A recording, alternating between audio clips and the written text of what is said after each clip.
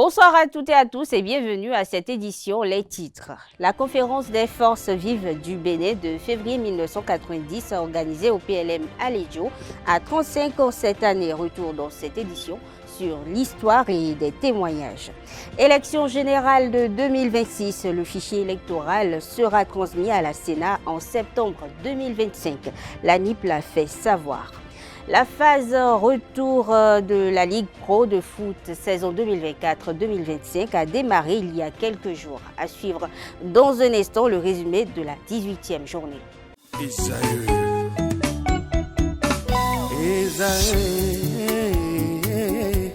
Vous recherchez une école de référence pour une double formation universitaire et professionnelle de qualité? Voici l'opportunité à ne pas rater. L'École supérieure d'administration, d'économie, de journalisme et des métiers de l'audiovisuel ESAE vous offre des programmes d'enseignement en licence et en master orientés vers l'emploi qui font d'elle une référence à travers les filières de l'administration générale et territoriale, l'administration du travail et de la sécurité sociale, droit, diplomatie et relations internationales, administration hospitalière, universitaire et intendance, journalisme et métiers de l'audiovisuel et toutes les filières des sciences de gestion. Une seule adresse, www.esae.bj. Rendez-vous dès maintenant sur nos campus ESAE Bedromende au numéro 90 93 65 21 ou au numéro 98 98 14 00. Paracourt sur le numéro 52 46 12 12. Aboumé-Calavi au numéro 52 88 44 44. Akpaka au numéro 52 88 33 33. ESAE, l'excellence à un nom.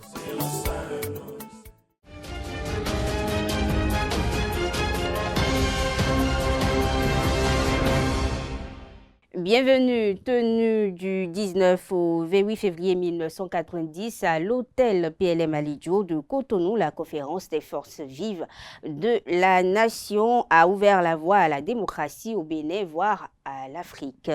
L'histoire de ce 18 février nous est retracée ici par Kanté Amoussou. Suivons ensemble.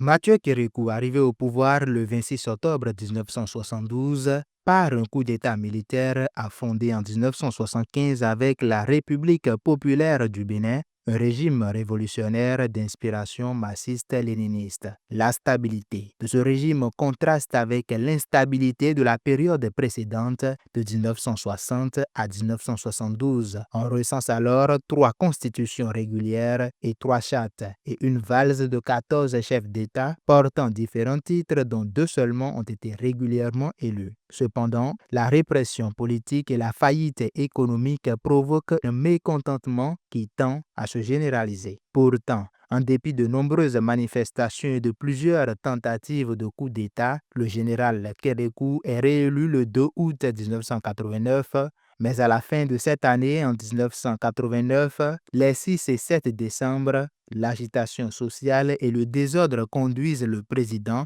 à renoncer au marxisme-léninisme comme doctrine officielle de l'État et a accepté de convoquer une conférence chargée de proposer des réformes et d'apaiser les opposants. C'est ainsi que la Conférence nationale des forces vives de la nation réunit 721 délégués représentant partis, syndicats, églises, associations, sous la présidence de l'évêque de Cotonou, Monseigneur Isidore de Souza, du 19 au 28 février 1990.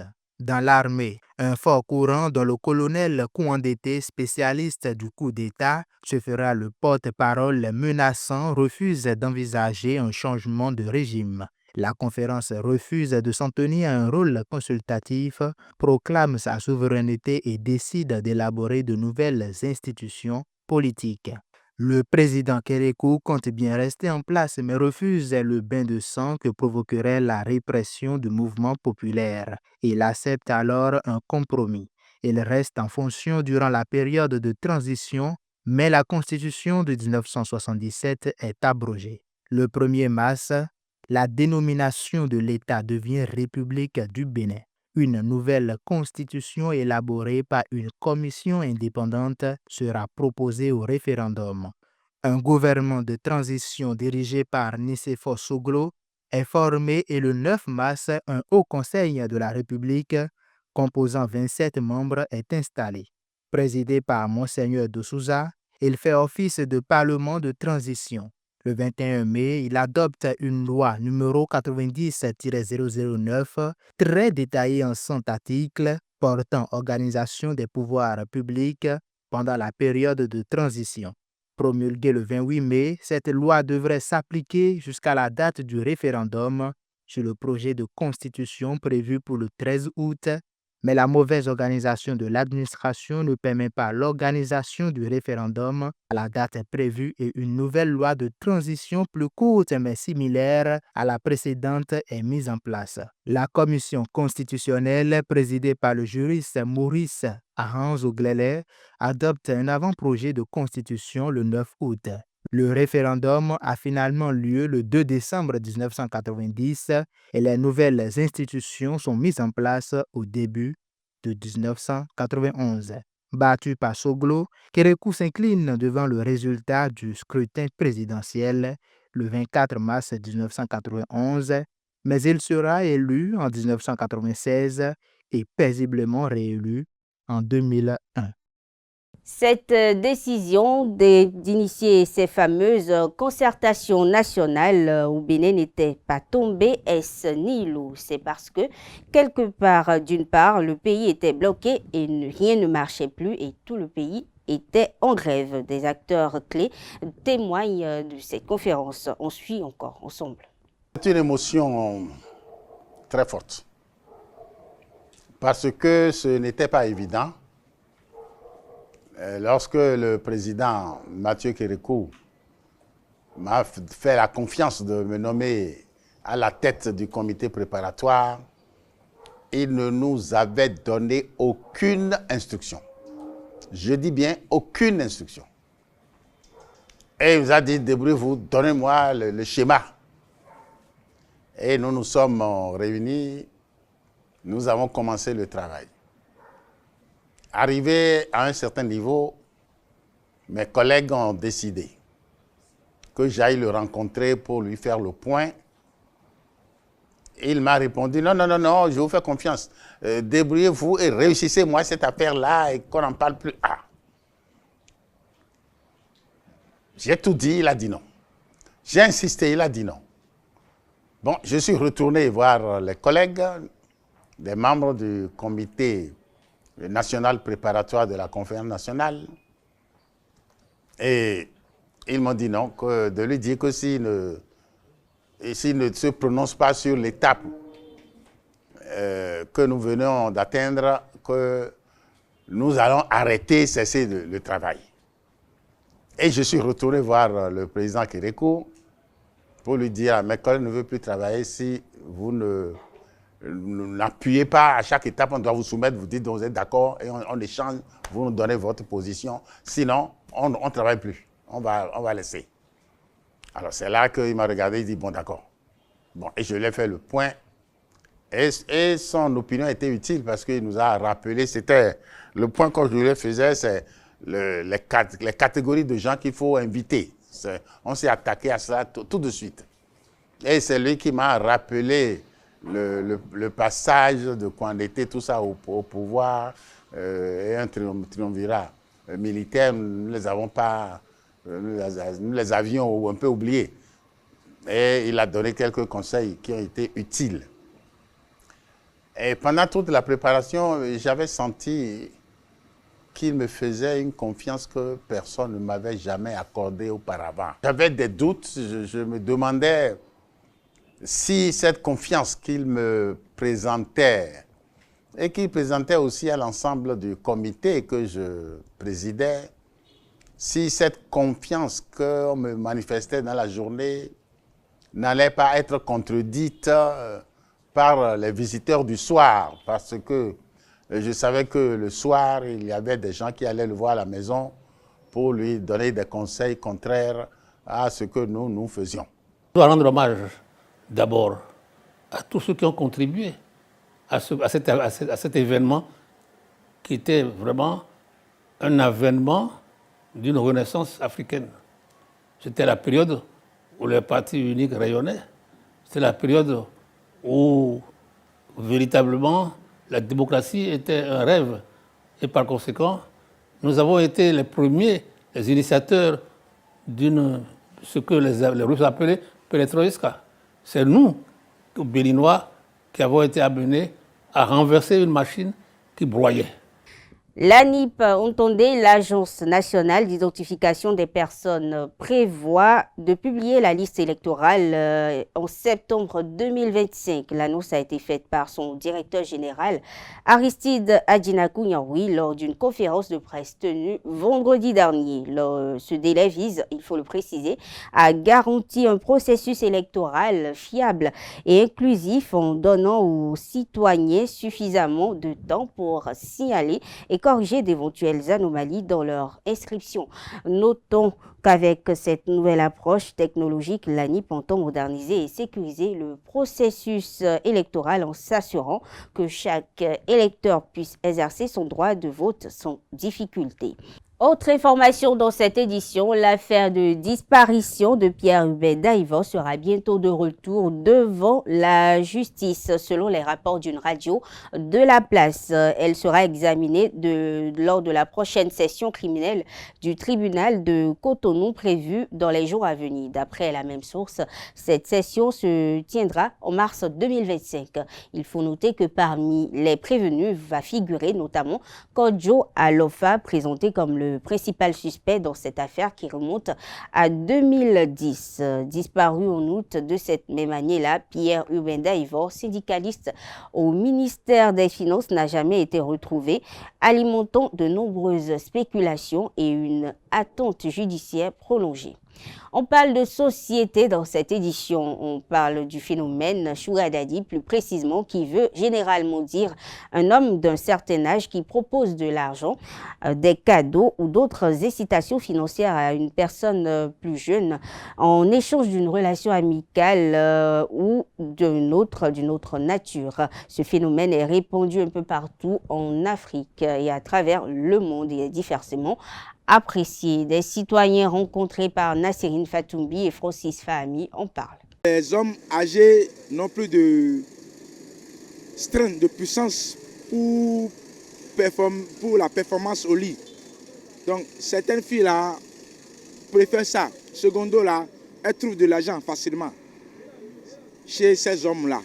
Donc elles sont obligées d'accepter les hommes plus âgés qu'elles. C'est ça, c'est les deux problèmes qui amènent les petites filles à sortir avec les hommes plus âgés. Moi, je ne pense pas qu'il faut comprendre ça comme ça. Il y a plusieurs catégories. Il y en a qui sont comme ça. Il y en a qui ont vraiment l'amour. Vous savez, la femme, surtout quand elle est matérialiste, elle ne pense plus à l'arrière, sinon mais construire son amitié avec un homme responsable depuis son enfance, c'est très bon. Mais aujourd'hui, maintenant, on constate que de nos filles qui veulent sortir avec leur papa, tout ça là, c'est l'argent. C'est l'argent qui fait défaut. Or, oubliant que ça les arrière. Je pense que c'est vraiment grave, puisque ce n'est pas une bonne chose. Ce n'est pas une bonne éducation.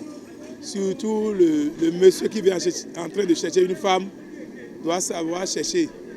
Quel genre de femme il faut chercher. Mais celui qui est à l'âge de ton enfant, si tu fais encore le coup, c'est grave pour toi. Tu n'auras pas une bénédiction. La facilité de gagner de l'argent vite, ce que tu veux là, le monsieur va te faire ça rapidement. Or, avec les jeunes maintenant, non, les jeunes vont se coucher avec toi n'importe comment et tu n'auras rien. Toujours fait de société, peut-on vivre sans téléphone portable de nos jours? Élément de réponse à travers ce micro-trottoir. Ça va être un peu difficile parce que c'est la nouvelle technologie comme vous venez de dire. Et comme dit quelqu'un sur ce même téléphone qui a l'information, a le pouvoir. Je dirais que ce n'est pas possible parce que aujourd'hui, la majorité de ce que nous faisons sont en ligne. Bon, c'est là où nous digitalisons les choses, où chacun veut se faire voir sur les réseaux sociaux. On ne peut jamais vivre sans le téléphone portable. Si tu es un être humain vivant, et ton portable doit être avec toi, puisque les gens auront besoin de toi à tout moment. Vous voyez qu'il y a des ventes en ligne, non? Tout ça là, ces ventes en ligne là, s'il n'y avait pas le portable, celui-là, il sera noyé dans ce qu'on connaît hier. Ça ne peut qu'être prospectus de papier et ça va atteindre combien de personnes? Alors, s'il a un WhatsApp et qu'il met son truc en ligne pour se faire connaître, vous voyez combien de personnes va l'entendre. De nos jours, on ne peut pas vivre sans le téléphone portable. Mais il y a beaucoup qui disent qu'ils ne peuvent pas utiliser le téléphone portable parce que quand la famille a un petit problème, on va t'appeler. À cause de ça, là, je connais beaucoup de frères et qui n'aiment pas utiliser le téléphone portable. Il y a des gens qui disent effectivement qu'ils ne peuvent pas vivre, qui peuvent vivre sans le téléphone portable. Bon, je dirais ça là, ça ne les engage. Dans ce sens qu'aujourd'hui, nous avons des familles ailleurs de nous. Et c'est le téléphone qui nous permet de les joindre. Maintenant, si celui-là dit qu'il n'a pas besoin de portable, alors s'il a la capacité sans le portable de joindre ces familles qui sont loin, ou bien si chaque fois il va se déplacer d'ici vers sa famille, alors là, bon, ça ne regarde que lui. Mais je pense qu'à l'heure actuelle, bon, on peut dire que de ne pas penser trop de temps sur le portable, mais dire qu'on peut vivre sans le portable, là je vois que c'est un peu compliqué, c'est un peu compliqué de nos jours. Vivre sans le portable, c'est vraiment difficile. Sans le portable, je pense pas que l'homme n'est pas... C'est que tout d'abord, celui qui n'est pas avec son portable, il n'est pas un homme sérieux. Actualité internationale à présent, actualité hors de nos frontières. Au Mali, l'armée et ses partenaires du groupe Wagner ont mené une série d'opérations dimanche 16 et lundi 17 février dans la vallée de Tilemsi qui s'étend en partie sur les régions de Kidal et de Gao. Cette rebelle indépendantiste du FLA, considérée comme terroriste par les autorités maliennes de transition, a été tuée selon les informations recoupées par un média international auprès de nombreuses sources locales. Une trentaine de civils ont également péri au cours de ces différentes opérations, dont des femmes et des enfants. Autre actualité hors de nos frontières, le Hamas va restituer à Israël les corps de 4 otages retenus dans la bande de Gaza le jeudi 20 février. A annoncé ce mardi Khalil Al-Aya, chef de l'équipe de négociation du mouvement islamiste palestinien. Nous avons décidé de remettre 4 corps jeudi, en échange de quoi Israël libérera samedi un nombre de prisonniers déterminé dans le cadre de l'accord de trêve en vigueur depuis le 19 janvier, a déclaré M. Aya dans un discours retransmis sur Al-Aqsa TV, la chaîne de télévision du Hamas. Sport à présent. La phase retour de la Ligue Pro saison 2024-2025 aborde ses débuts avec plusieurs réalisations dont les différents groupes. ESAE TV a couvert une grande partie des rencontres sur toute l'étendue du territoire national et le récapitulatif est signé Djesugo Beno. La 18e journée de la Ligue Pro a tenu toutes ses promesses. Des surprises et des confrontations au maintien et aux places d'honneur. Dans la zone A, Banigansé surprend Buffle en patron. Dans un match à haute intensité, Banigansé a fait parler son réalisme en s'imposant de 1 face à l'USS Cavalier, qui n'a pas su renverser la vapeur malgré une belle réaction. Qui va tenter de mettre ce ballon tout juste derrière Camilou.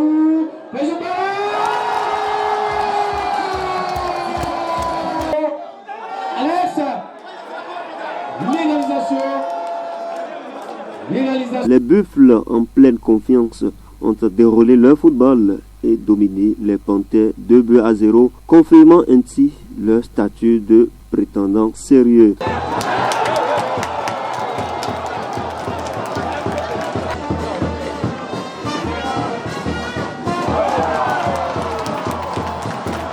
Dynamo de Parakou a dû se contenter du partage des points face à Espoir de Savalo, 0 but partout. Dynamique a eu le dernier mot dans un duel accroché contre Dynamo d'Abomey, s'imposant sur la plus petite des marges, 1-0.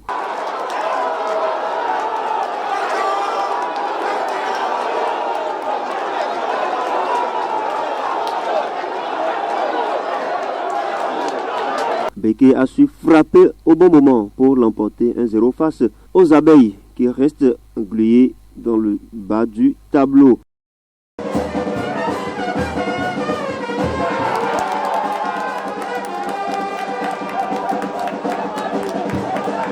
Pendant ce temps, Bois de Sinandé s'est imposé de justesse 1-0 également contre Takouné. Dans la zone B, Dragon rugisse et Coton Football Club assure. Tandis que Sobemap a renversé la vapeur pour l'emporter 2-1, 3 buts marqués sur penalty face à l'Aspac. Cyrano face à avec Beigna. Allez, et c'est dedans. 2-0. Je suis vraiment ému d'avoir marqué les 2 buts qui ont permis à mon équipe de gagner. Et on va prendre en compte le résultat collectif parce que collectivement on a pu bien garder le ballon, on a pu gagner ce match. Tadjou Alidou qui va exécuter lui-même la sentence. Et c'est dedans. Nous avons tiré beaucoup de leçons parce que déjà dès la première partie, ce n'était pas trop ce qu'on voulait. Donc on a su accrocher. Bon, on s'est débattu comme on le peut, on l'a fait. Et puis c'est en deuxième partie que les choses se sont passées réellement avec les 2 pénalités que l'arbitre nous a sifflées. Donc on va continuer à travailler pour la suite. Alors que Dadje est allé chercher un succès important sur la pelouse de l'AS Tonnerre, 0 but contre 1. Real Sport a fait un festival très offensif, écrasant le Grand Damissa 3 buts à 0. On peut arriver à perdre trop vite le ballon. Ce sont des imperfections techniques, il faut y travailler, insister. Et dans ce sens, l'essentiel aujourd'hui c'était de gagner, l'essentiel c'était de ne pas encaisser le but, l'essentiel aujourd'hui c'était d'enchaîner une deuxième victoire. Depuis le début de la saison, je pense que l'Autopopo vient d'enchaîner une deuxième victoire d'affilée. Donc c'était bon pour le moral, pour vraiment entamer la phase de retour avec beaucoup plus de sérénité, entamer la deuxième journée de la phase de retour avec beaucoup plus de sérénité, pour vous dire que cette victoire est d'une capitale importance pour l'Auto. Les Dragons de l'Ouémé ont fait respecter la loi du plus fort en s'imposant 1 but à 0 face à l'US Kraket.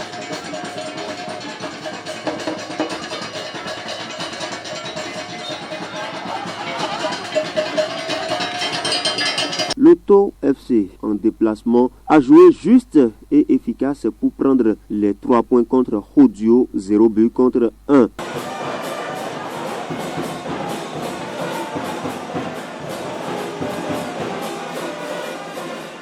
Dans un duel équilibré, Sitatunga et AS Cotonou n'ont pas su se départager. Score final 0 but partout, un résultat qui freine les ambitions des 2 formations. Asvo a pris le dessus sur Adjidja, 0 but contre 2.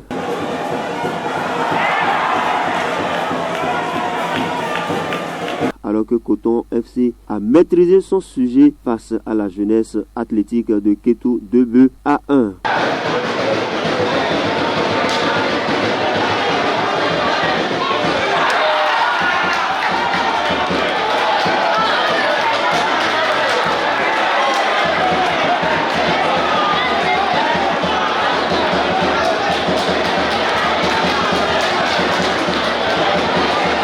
Dans les autres rencontres, AS Police a sorti les muscles en dominant JSP, la jeunesse sportive de Pobert, 2 buts à 0, tandis que Avranco Omnisport a assuré l'essentiel en s'imposant 1 but à 0 devant l'étoile filante qui n'a pas pu filer lors de cette journée. Enfin, les requins ont noyé les espoirs d'Aziza, posant 2 buts à 1. Le sprint final est lancé alors que la saison entre dans sa phase décisive. Les équipes n'ont plus droit à l'erreur. La bataille pour le sacre et le maintien s'annonce féroce et chaque point vaudra son pesant d'or. Rendez-vous la semaine prochaine à Moro du Curon pour une nouvelle journée qui promet encore du spectacle et des émotions fortes. Sportivement, votre. La fédération béninoise de taekwondo a, conformément aux résolutions des États généraux de la discipline, installé la commission technique nationale. Les membres de cet organe, bras technique du comité exécutif, se sont retrouvés pour la première fois au siège de l'institution à Cotonou. Des précisions dans cet élément signé, c'est Ondelarius Adjabounou. Le taekwondo béninois poursuit la création d'un environnement propice permettant de booster les performances. La commission technique nationale a siégé le samedi 15 février 2025 en sa première session au siège de la fédération. C'est l'une des innovations issues des réformes qui ont été amorcées au lendemain des États généraux du taekwondo béninois. C'est une instance suprême qui décide de la pratique du taekwondo au plan technique. À cette assise, les membres de la direction technique nationale, de la direction des compétitions, de la direction de l'arbitrage, de la direction technique fédérale, de l'encadrement technique national des athlètes, des commissions des grades supérieurs et intermédiaires vont passer en revue les rapports de ces structures au titre de la saison précédente et faire des propositions au comité exécutif. C'est un outil supplémentaire que le comité exécutif a mis en place pour coordonner toutes les commissions pour fédérer toutes les commissions qui ont été mises en place. Et ça nous permet de nous auto-évaluer, d'évaluer le travail qui a été fait, l'exercice 2024, et prendre de nouvelles mesures pour mieux aborder l'exercice 2025, afin de ne pas commettre les mêmes erreurs, afin de parfaire ce qui a été déjà fait et d'être en phase avec l'innovation auquel nous sommes contraints désormais. L'avènement de la Commission technique nationale CTN réjouit les cadres techniques de la Fédération béninoise de taekwondo. Un honneur pour nous d'accueillir cette nouvelle réforme du président Koublé-Nou qui nous permet de nous réunir en commission en tant que technicien pour faire l'évaluation de nos différentes phases de préparation, de participation. Donc en ce qui concerne mon département, l'équipe nationale l'année dernière, nous avions eu à participer à des compétitions. Nous avons déjà dans cette commission, je viens de restituer les forces et faiblesses de nos participations, de notre préparation et les dispositions à prendre pour que cette saison qui s'annonce en 2025 au sein de cette commission, que nous puissions mieux planifier et pour renforcer déjà les forces et améliorer les faiblesses en cours afin d'avoir une bonne participation, notamment le championnat d'Afrique des jeunes talents qui se tiendra à Lagos en août 2025. Au thème des travaux, les participants ont mis en place le bureau directeur de la Commission technique nationale pour le compte de la saison sportive 2025. Eudo Shoinka en est le président. Il sera assisté de 4 membres dans sa mission de mise en œuvre de la politique technique du taekwondo au Bénin. En ce qui concerne les performances réalisées par les taekwondoïnes béninois en 2024, Eric Tossou, l'entraîneur national, dresse le bilan des équipes que voici. L'année dernière, on a eu à participer en gros à 4 compétitions. En premier, l'Open d'Accra, la Coupe de l'ambassadeur d'Accra, où on a eu à remporter 5 médailles, dont 2 en or, 2 en argent, une médaille de bronze. Et à part ces compétitions, on a eu à participer aussi à l'Open de Malabo et au Président Cup toujours sur la terre des Guinéens, où on a eu 3 médailles, dont une médaille en or, une médaille d'argent, une médaille de bronze. À Eindhoven, avec les enfants, c'est vrai que c'était une première participation de nos cadets, mais nous avons pu avoir au moins 2 de nos jeunes qui ont pu mettre au sol la France et je crois la Belgique. Au second, ils ont été éliminés.